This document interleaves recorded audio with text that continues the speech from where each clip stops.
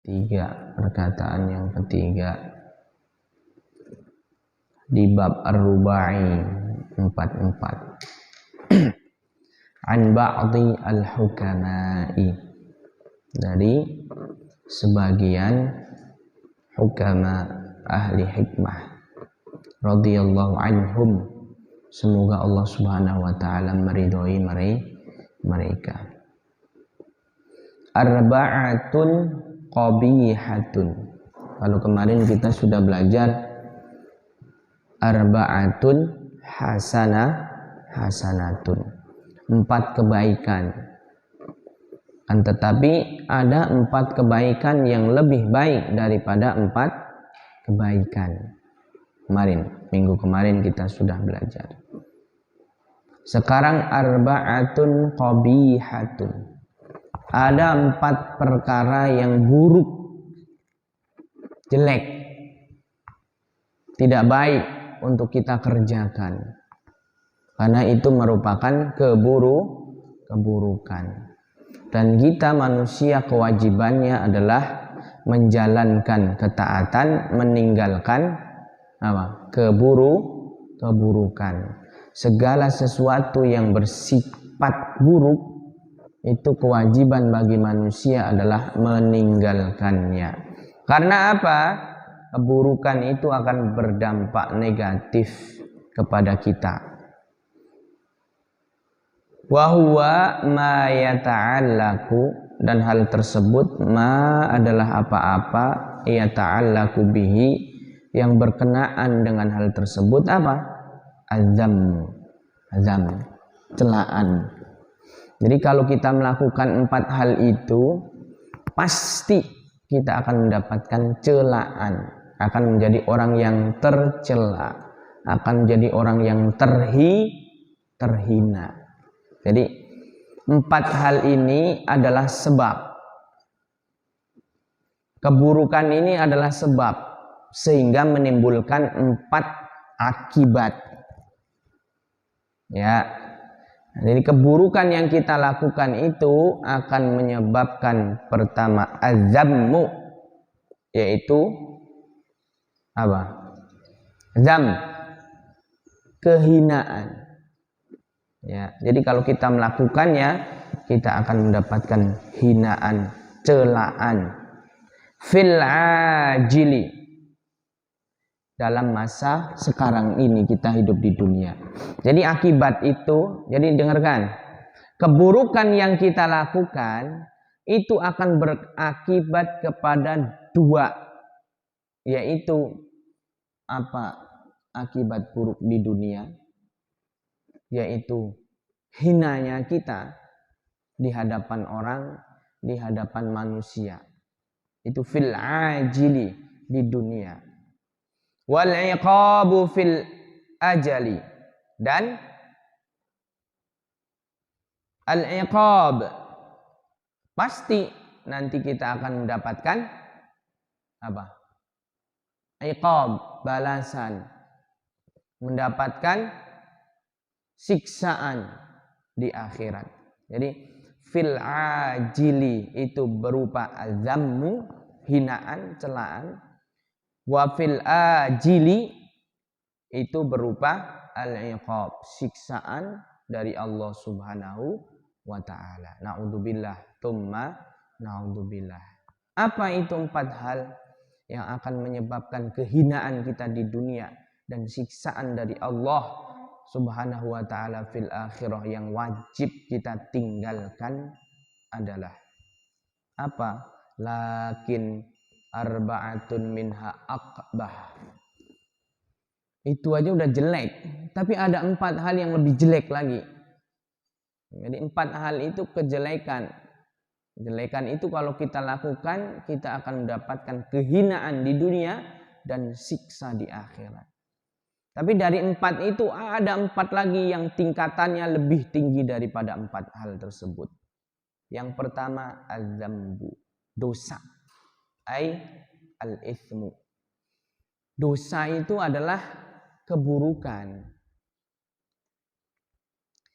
Az-zambu minasyabi qabihun. dosa yang dikerjakan oleh syabun. Apa itu syabun? Seorang pemuda. Seorang yang masih muda umurnya berbuat dosa itu kebaikan atau keburukan? Keburukan. Anak muda melakukan maksiat itu keburukan. Wa minasyaikhi aqbah. Tapi ya, lebih buruk lagi kalau dosa itu dilakukan oleh orang yang sudah tua. Sudah tua kan sisa waktunya udah berkurang. Harusnya mah dia bertaubat, ya kan? Banyak-banyak dia menabung amal soleh untuk menghadapi perjumpaan dia dengan Tuhannya, untuk mempertanggungjawabkan apa-apa yang menjadi perbuatan dia di dunia. Ya. Waktu tua itu harusnya menjadi waktu untuk bertaubat kepada Allah. Nah ini udah tua masih aja melakukan perbuatan kemaksiatan. Udah tua, kalau kata orang Indonesia udah bau tanah. Ya kan? Udah bau tanah, udah mau meninggalkan dunia ini masih aja terjerumus dalam perbuatan-perbuatan kemaksiatan. Itu namanya orang yang gak tahu diri. Perbuatan dosa yang dilakukan oleh seorang pemuda itu aib. Suatu yang hina yang menyebabkan kita terhina di dunia dan menyebabkan kita akan diazab dan disiksa oleh Allah Subhanahu wa ta'ala di akhirat.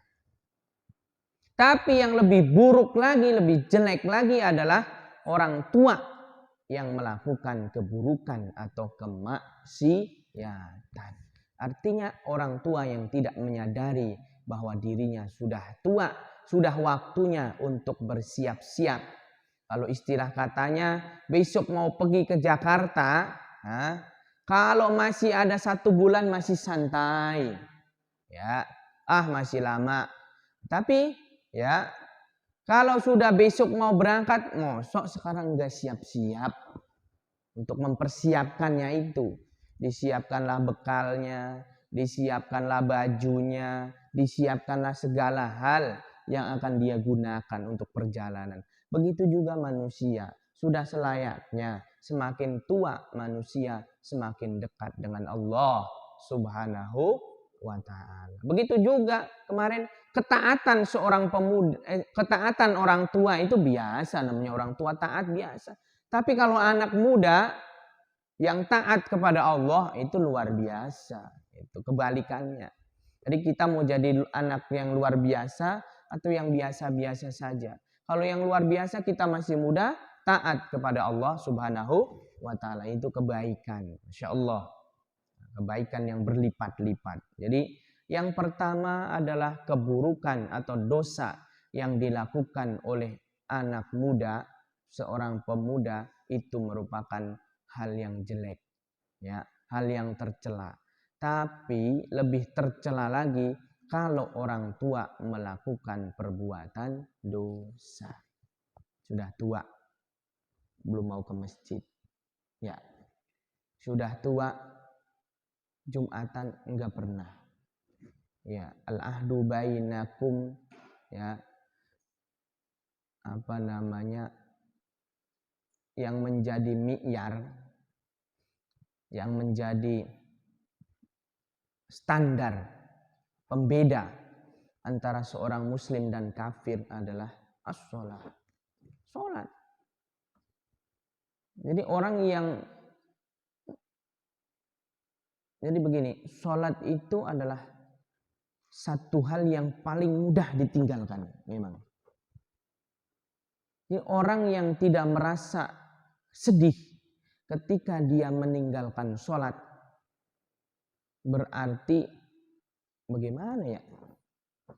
Menganggap sholat itu remeh, bahkan sholat itu ditinggalkan, maka kebaikan pun akan enggan hinggap pada dirinya. Semakin seseorang itu cepat dalam melaksanakan sholat, maka semakin cepat juga kebaikan itu akan menghampirinya. Nah, ini rumus. Kalau kita antum nih lama-lama ngulur-ngulur sholat, itu kebaikan juga lama datang ke kita. Tapi kalau kita cepat segera menunaikan sholat kewajiban kita, apalagi setelah sholat ditambah zikir, apalagi setelah zikir ditambah berdoa, masya Allah, itu akan kebaikan berlipat-lipat akan datang kepada kita. Maka jangan sampai, apalagi yang sudah tua sudah waktunya bebenah, sudah tua sudah waktunya siap-siap. Maka ironi kalau udah tua belum juga melakukan sholat, belum juga sadar. Waktu muda mah bilang tergedah kalau umur 40 tahun mau sholat, mau taubat.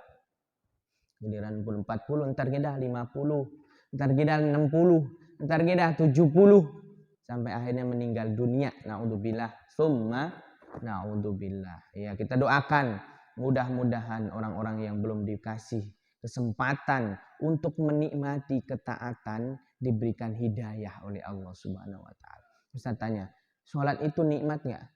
Nikmat bagi yang merasakan kenikmatan. Ke masjid itu nikmat enggak? Nikmat banget bagi yang merasakan. Masih banyak orang-orang yang belum menikmati hal tersebut. Maka kita harus bersyukur banget. Kita itu bersyukur banget mau ke masjid, mau sholat. Enggak sembarang orang lo mau duduk mendengarkan kayak begini nih. Enggak sembarang orang. Enggak semua orang mau. Maka ini kenikmatan yang Allah berikan kepada kita. Ini rizki yang Allah berikan kepada kita. Kita wajib bersyukur. Duduk bareng-bareng dalam majelis, dalam halaqah. Kita mendengarkan apa yang menjadi sebab kita taat, bertakarub, mendekatkan diri kepada Allah. Itu adalah kenikmatan. Itu adalah rizki. Ya kan? Kita berteman sama orang-orang soleh, rizki atau bukan? Rizki. Uyeng kalau kita punya tetangga ngerusuin terus, uyeng. Itu musibah. Tapi kalau kita punya tetangga bager, ya, Mang, saya punya ini, mau nggak? Masya Allah. Mang, ada apa sih? Lagi ngapain? Saya bantuin ya. Masya Allah. Tapi kalau punya tetangga buang sampah depan rumah kita, itu musibah apa enggak? Musibah. Maka tetangga yang baik itu termasuk rezeki. Ya.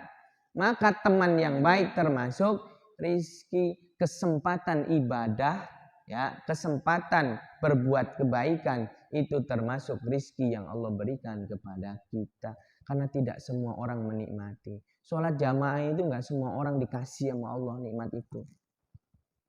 Ya kan?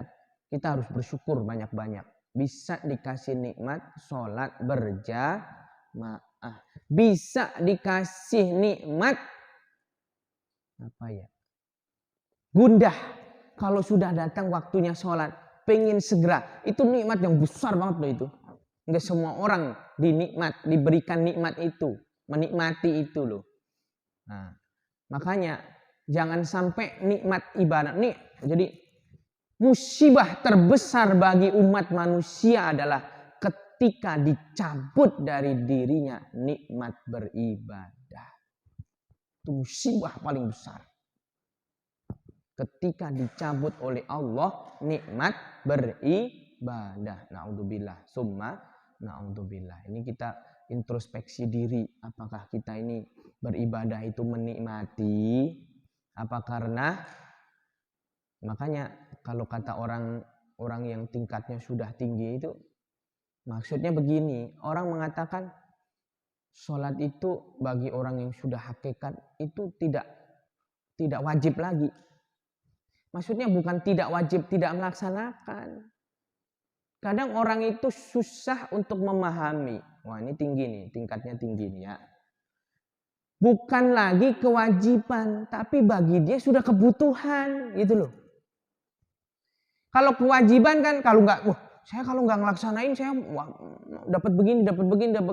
Tapi kalau sudah kebutuhan sebelum waktunya dia sudah akan memenuhi, gitu maksudnya. Tapi disalahpahami sama murid-murid yang kurang. Mursyidnya mengatakan sholat itu bagi orang yang sudah hakikat tidak merupakan kewajiban lagi. Tapi bagi orang awam itu sholat itu kewajiban. Karena apa? Dia takut kalau dia tidak melakukan dapat ini, dapat ini, dapat ini. Nah, bagi orang yang tingkatannya sudah ihsan, sholat itu bukan kewajiban lagi. Maksudnya sholat itu menjadi kebutuhan buat dia. Jadi bukan kewajiban terus ditinggalkan, bukan begitu. Tapi tingkatannya lain. Nah itu ya. Ini harus dipahami. Karena kan biasanya di luar ada yang mengatakan seperti itu. Kita ini sudah sampai tingkatnya makrifat hakikat. Jadi sholat itu bukan kewajiban lagi buat kita. Maksudnya kata guru, kata mursyidnya itu bukan kewajiban. Tapi kebutuhan. Lebih daripada kewajiban. Jadi kalau kita nggak ada kesempatan meninggalkannya kalau sudah kebutuhan. Coba saya tanya. Antum makan itu kewajiban apa kebutuhan? Kebutuhan.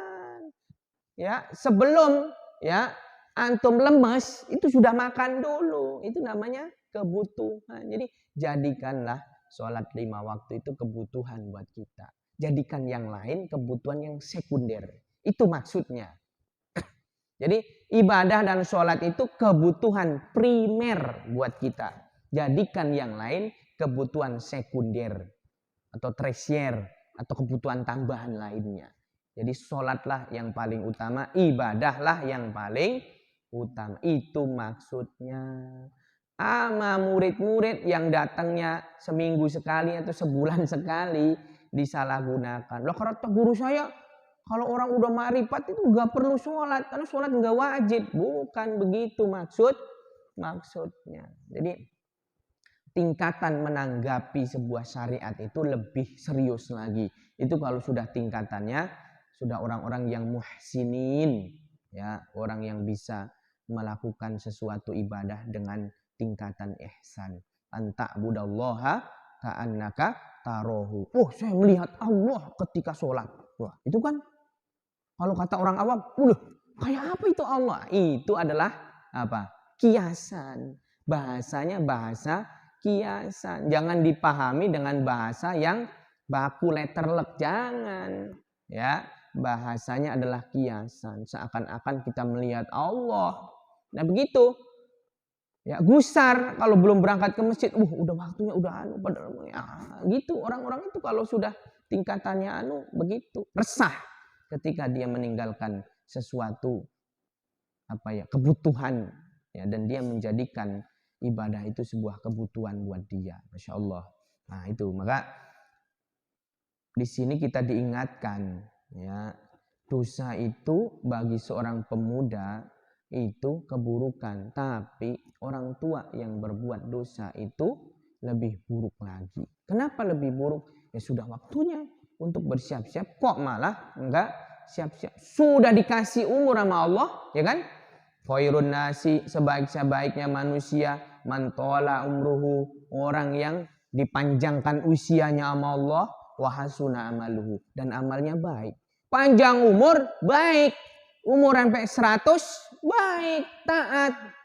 Kayak kiai-kiai besar, sepuh-sepuh itu, Kiai Dimyati, ya kan udah sepuh. Kiai Jazuli, Ploso, udah sepuh, tapi taat. Almarhum Kiai Maimun Zubair itu sampai bulunya aja panjang banget itu kan, umurnya panjang, taat. Baik-baik manusia adalah yang dikasih umur panjang dalam ketaatan. Wa syarrun nasi, seburuk-seburuknya manusia itu adalah man tola umruhu wa sa'a amaluhu, yang panjang umurnya tapi jelek perbuatannya. Naudzubillah, summa naudzubillah. Baik, para jamaah dan santri yang dirahmati oleh Allah Subhanahu wa taala. Mari jadikan ini barometer buat kita. Yang muda aja keburukan kalau berbuat jelek, apalagi yang sudah tua. Selanjutnya, al-ishtighalu bid-dunya, Masya Allah. Sibuk dengan urusan dunia. Ai bi'amti'atiha, dengan kenikmatan dunia. Zayyina lin-nasi hubbus syahawati minan nisa. Sibuk dengan urusan perempuan. Itu urusan dunia itu.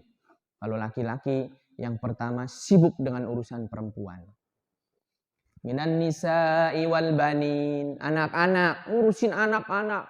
Bagaimana? Saya punya anak, harus sekolah. Sampai melupakan ibadah. Nyari nafkah sampai lupa ibadah buat ngebiayai anak-anak. Jangan sampai. La tulhikum amwalukum wala auladukum an dzikrillah. Jangan sampai harta kita, anak-anak kita melalaikan kita dari berzikir kepada Allah. Karena nanti kita datang depan Allah itu nggak ditemenin sama siapa-siapa. Sendiri-sendiri. Maka jangan sampai anak kita melalaikan kita dari berzikir kepada Allah. Mengingat Allah subhanahu wa ta'ala. Minan nisa'i wal banin wal qanatiril muqantarati minad dahabi wal fiddah. Sibuk nyari emas.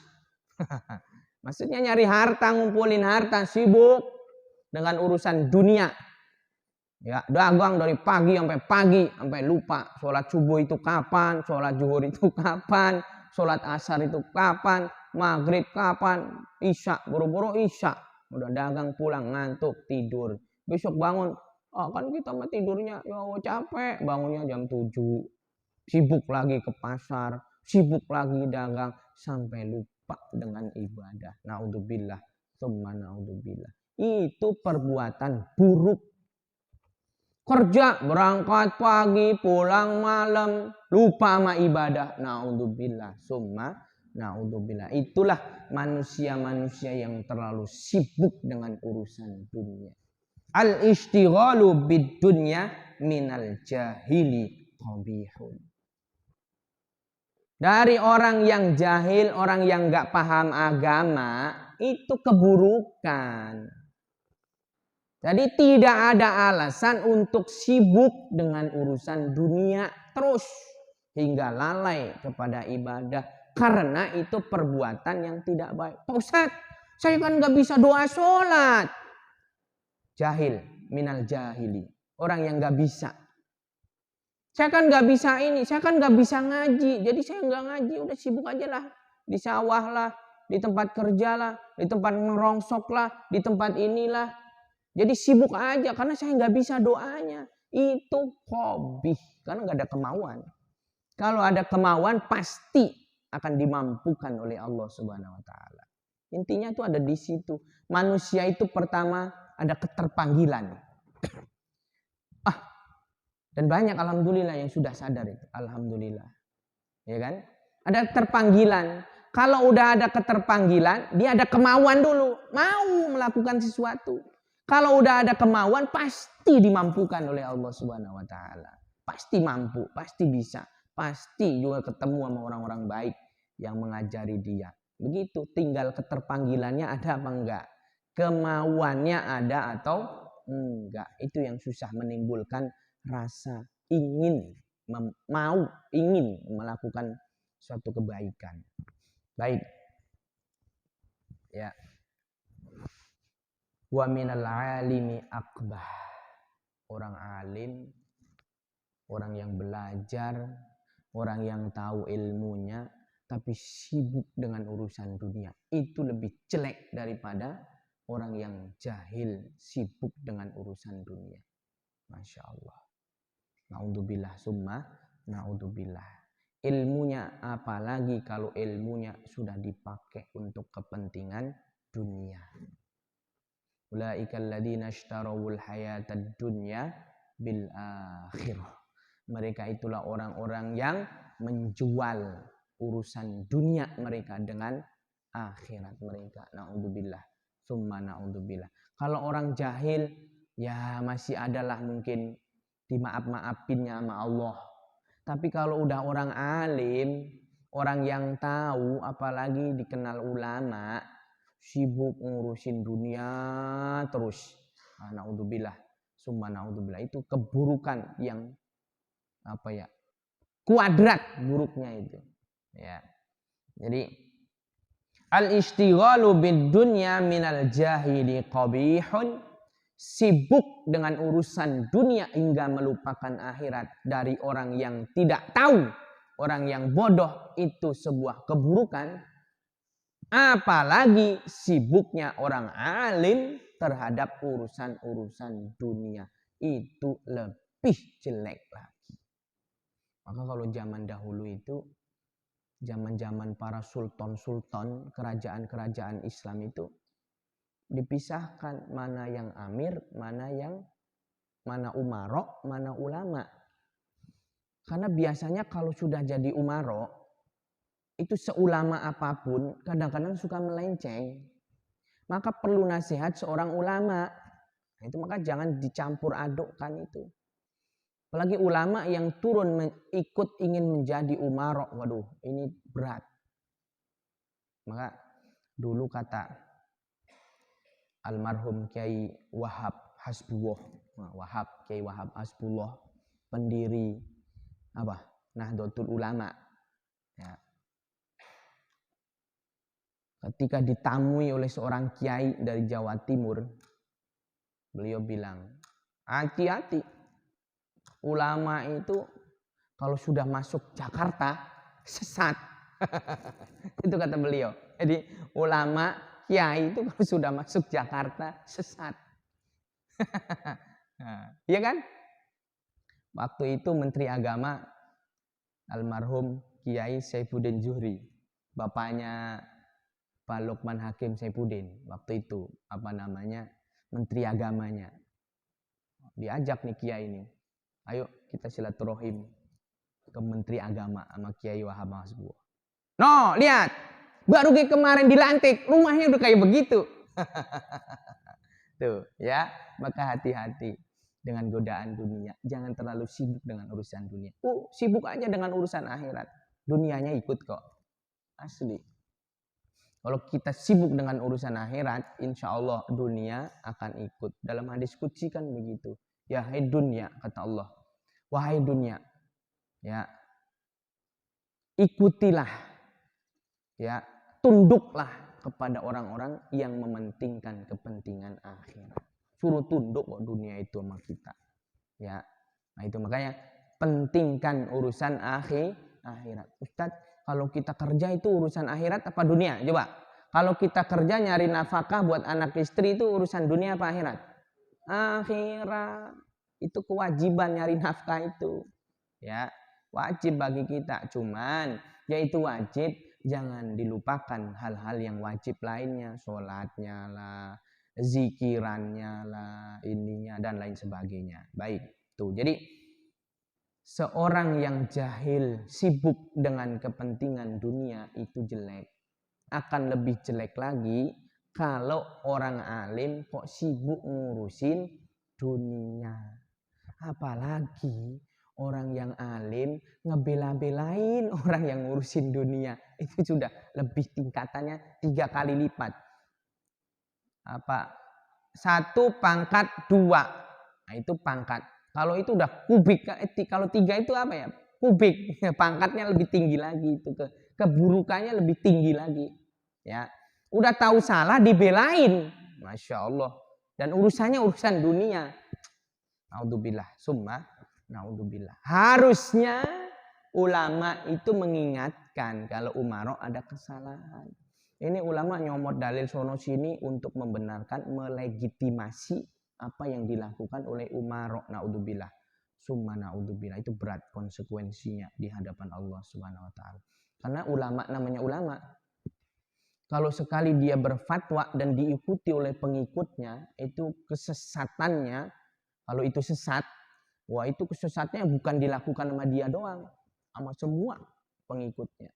Maka kalau di Indonesia kayak MUI itu harus benar-benar, ya, maka ada majelis fatwanya, maka ada macam-macam lah majelis ininya, perwakilannya ketat, ya. Di setiap negara hampir semua ada majelis iftaknya, fatwa. Baik, rawahu ad-Dailami. Wattakasulu fit ta'ati, dan bermalas-malasan dalam perbuatan taat. Kalau tadi sibuk dengan urusan dunia, sekarang malas taat. Wattakasulu fit ta'ati ay muwafaqatu amrillah, melaksanakan perintah-perintah Allah, menetapi perintah-perintah Allah.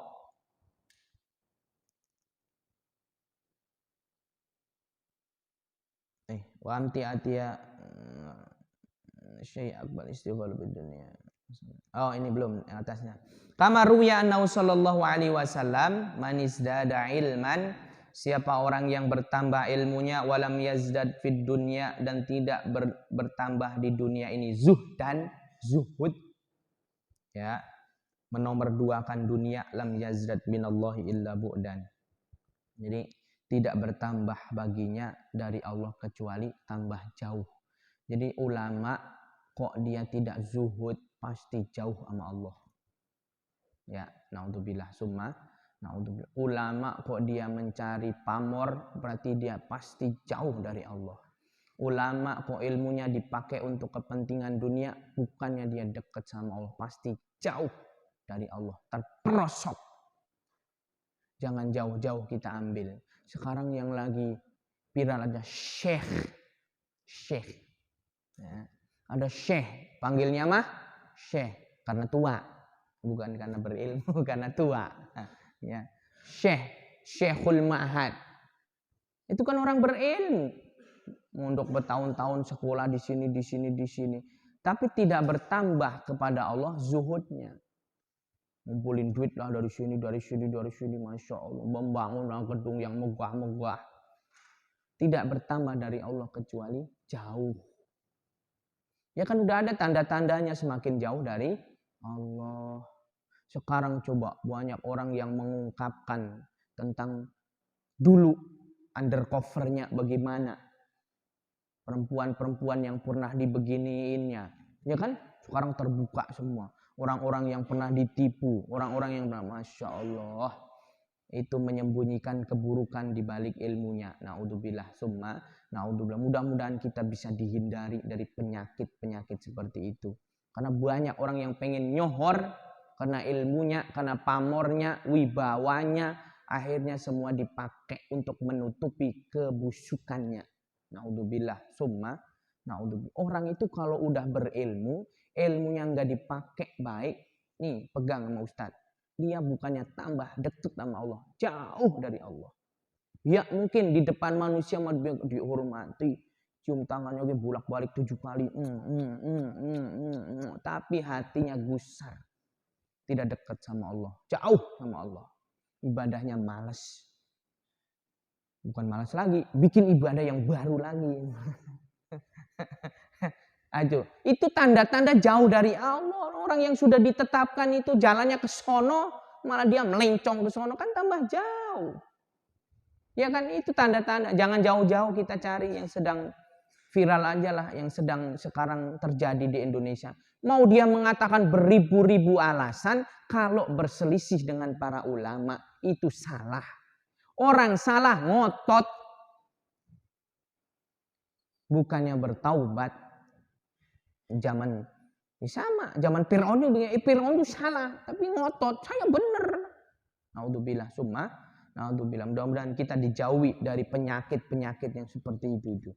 Karena penyakit itu kalau sudah hinggap, susah itu dihilangkan. Sombong kok dengan keburukannya, sombong, merasa paling benar sendiri. Naudzubillah, summa naudzubillah, summa naudzubillah.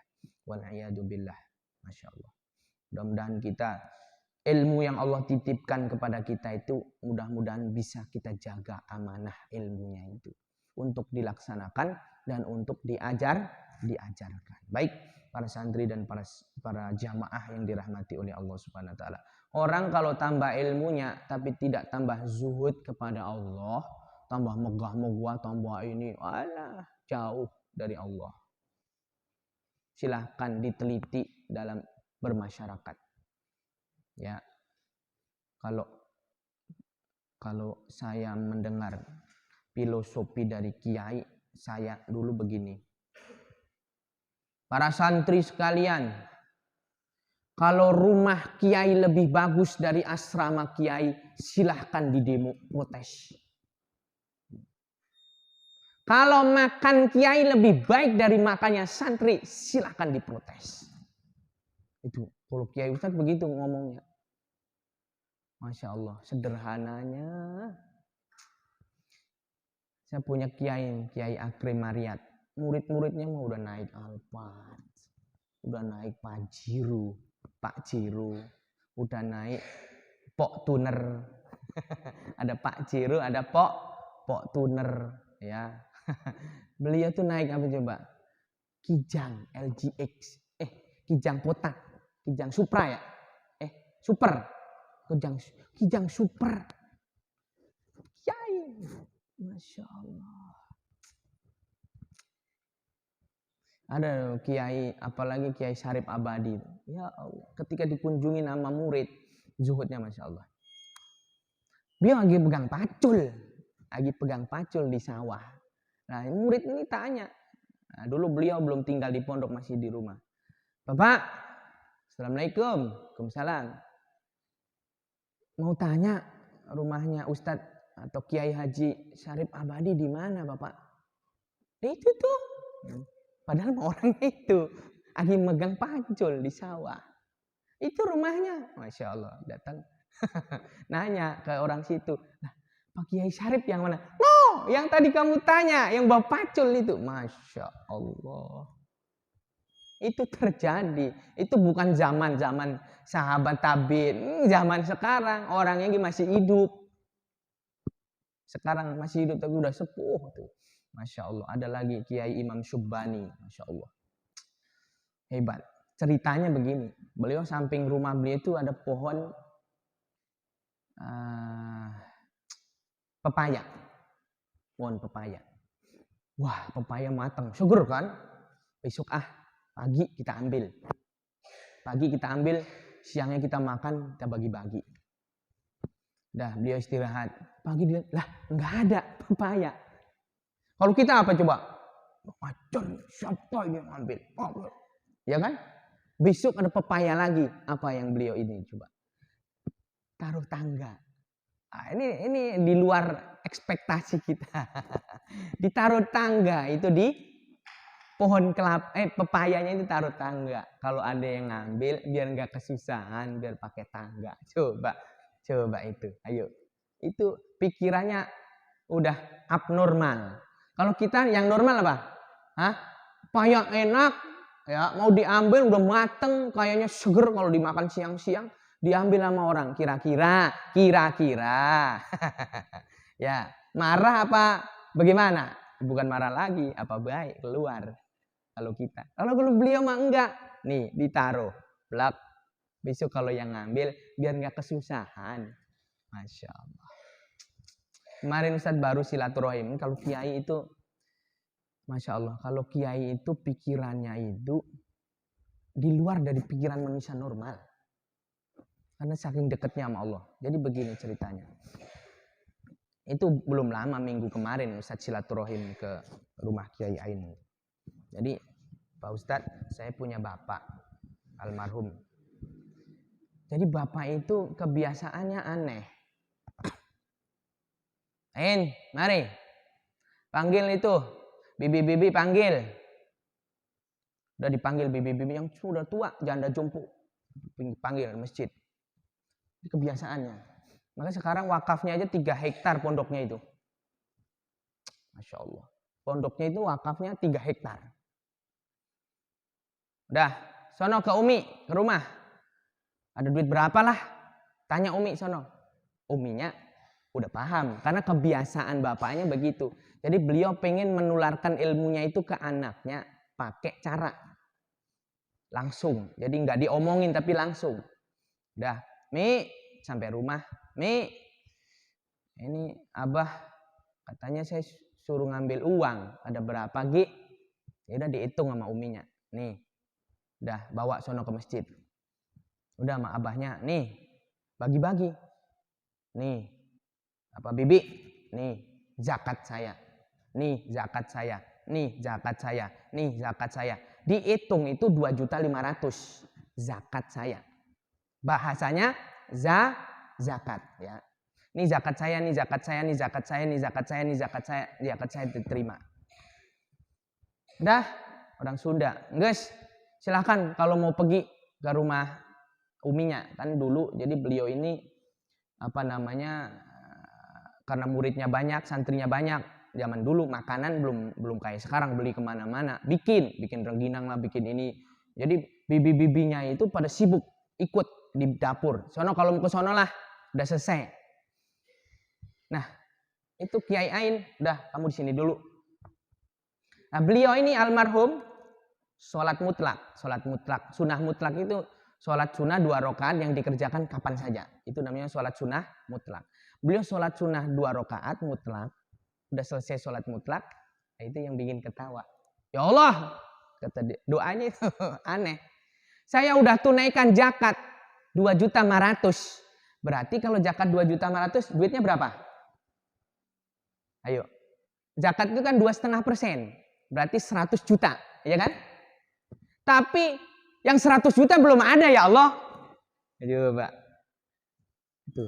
Kiai aneh. Itu kan di luar pikiran nol. Kalau kita mah kudu ngumpul duit 100 juta. Baru zakatnya susah. Ya enggak? Iya susah. Kalau beliau zakat dulu baru minta. Mana yang 100 juta sekarang? Kayak yang ledek. Tuh coba. Saya udah zakat 2,5 juta. Tapi yang 100 juta belum ada. Sini yang 100 juta. Masya Allah. Tuh. Jadi abnormal pikiran kiai itu kadang-kadang. Kalau kita memang begitu, ngumpulin duit dulu biar banyak, 100 juta, baru kita keluarin 2,5 juta. Kalau beliau mah enggak, maka wakafnya aja 3 hektar sekarang. Pondoknya besar muridnya. Masya Allah. Tuh, jadi ada, itu kan enaknya kalau silaturahim ke rumah-rumah para alim, para ulama itu, ada saja pelajaran dan ada saja ilmu hidup yang kita pelajari dari beliau-beliau itu. Salah satunya yaitu Ustadz Gi ketawa. Lah iya ya. Oh duitnya belum ada. Tapi dikasih setelah itu sama Allah. Itu loh. Dan untuk sampai kepada tataran itu susah. Perlu proses. Antum aja baru tahu sekarang kan. Ustadz aja baru tahu sekarang. Kalau ada ilmu yang seperti itu.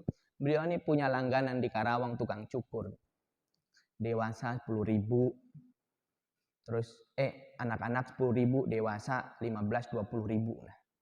Beliau cukur. Ini cukur di situ. Mang, jangan ditulis begini. Ini namanya membatasi rezeki dari Allah. Udah hapus. Lah, Pak Kiai, kalau kita hapus, setiap ada yang datang, nanti nanya 10.000. Setiap ada yang datang, nanti nanya 10.000. Enggak, jawab sawiasna. Terserah berapa. Masya Allah. Ketika kiai ke situ dihapus tuh. Ya, bagaimana? Alhamdulillah. Ada yang ngasih. Paling minimal 10.000. Ada yang 100.000. Ada yang 50.000. Tuh kan. Kalau kamu nggak membatasi rizki dari Allah. Allah akan kasih lebih buat kamu. Itu kan. Ilmu itu kan. Ya. Susah didapatnya ilmu begitu itu. Kalau bukan dari seorang ulama. Seorang kiai yang zuhud. Masya Allah. Dan banyak lagi pengalaman-pengalaman yang lain. Itulah Masya Allah. Jadi jangan terlalu sibuk dengan urusan dunia. Ya boleh. Al-Qurannya juga bilang. Wabtaghi fima ataqallahu darul akhirata wala tansa nasibaka minad dunya. Cari apa yang Allah, ya, gunakan apa yang Allah berikan kepadamu. Itu bukan harta doang ya. Kekuatan, fisik, dan semuanya yang Allah berikan kepada kita untuk mencari keuntungan akhirat. Tapi jangan lupa, kalian ini masih hidup di dunia. Salah juga. Wah, kata Ustadz kita jangan sibuk dunia. Tiap hari zikiran. Subhanallah, subhanallah. Anak makan bodoh, istri makan bodoh. Yang penting saya zikiran. Itu salah juga. Ya. Jadi jangan sampai disalahpahami. Kata kitab, kata Ustadz kemarin menjelaskan jangan sibuk dengan urusan dunia. Bawa urusan dunia itu kepada urusan akhirat. Itu loh.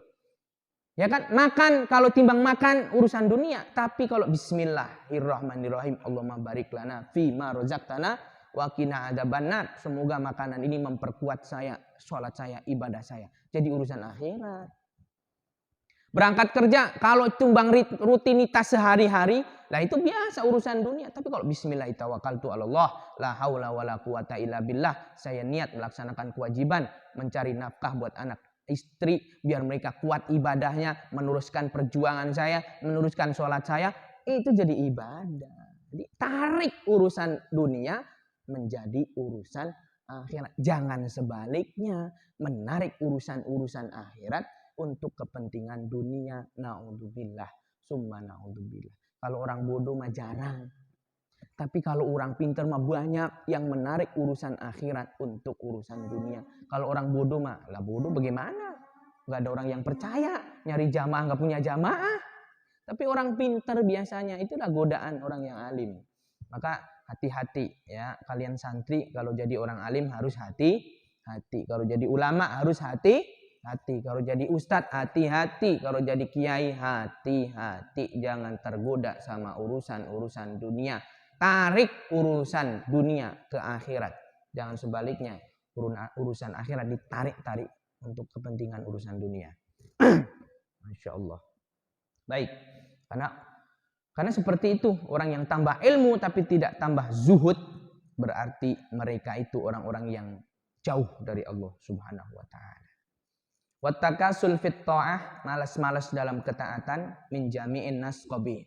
Dari semua manusia itu jelek. Malas ibadah itu keburukan.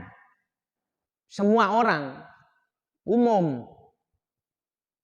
Wa minal ulama'i wat talabati, dan malas untuk melakukan ketaatan dari seorang ulama atau at-talabah. Siapa itu talabah? Alladzina yatlubunal ilm, yang mencari ilmu itu akbah.